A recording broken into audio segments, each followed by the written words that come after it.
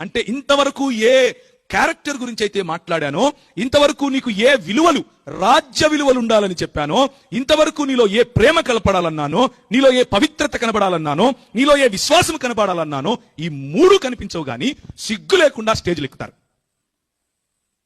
ఇది ఈరోజు క్రైస్తవ సంఘాన్ని లోపలి నుంచి నాశనం చేసేటటువంటి క్రైస్తవ బోధకుల జీవితం.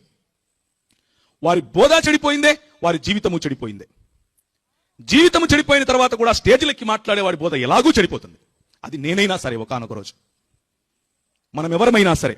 అందుకని దేవుని వాక్యం చెప్తుంది, నిన్నును గూర్చియు నీ బోధను గూర్చియు జాగ్రత్త కలిగి ఉండుము, వీటిలో నిలకడగా ఉండుము, నీవిలాగు చేసి నిన్నును నీ బోధ విను వారిని రక్షించుకుంటావు. ప్రియమైనటువంటి క్రైస్తవ సంఘమా, ఈ రోజు రాత్రికాల సమయంలో క్రైస్తవ సంఘంలో ఉన్నటువంటి గలిబిలి, క్రైస్తవులకు బయట నుంచి వస్తున్నటువంటి దాడితో పాటు లోపలి నుంచి వస్తున్నటువంటి దాడి మేక వన్య పులుల కారణంగా ఉంది. నేను క్రైస్తవుణ్ణే అని చెప్పుకునే బోధకుల కారణంగా ఉంది. ఒక ఆయన లైట్లు పెట్టుకుని పెద్ద పెద్ద కోట్లు వేసుకొని వస్తాడు, నూనె బుడ్డీలు అమ్ముతాడు. పెద్ద పెద్ద కోట్లు వేసుకొని వస్తాడు, సాపలు అమ్ముతాడు. పెద్ద పెద్ద మీటింగులు పెడతాడు, ఏమమ్ముతాడు? కర్చీపులు అమ్ముతాడు. ఇది క్రైస్తవ సంఘానికి పట్టినటువంటి భయంకరమైన చెదలు.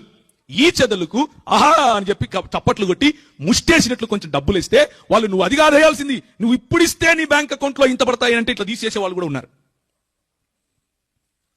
పవిత్రత చూడం, ప్రేమ చూడం, విశ్వాసము చూడం, విశ్వాసులకు మాదిరికరమైన జీవితం ఉందా లేదా చూడం. కానీ గొర్రెలు వెంటబడినట్లుగా క్రైస్తవ సంఘాన్ని నిర్వీర్యం చేసే వారి వెనక పడిపోతూ ఉన్నాం. ప్రియమైనటువంటి క్రైస్తవ సంఘమా, జాగ్రత్తగా ఆలోచించాలి.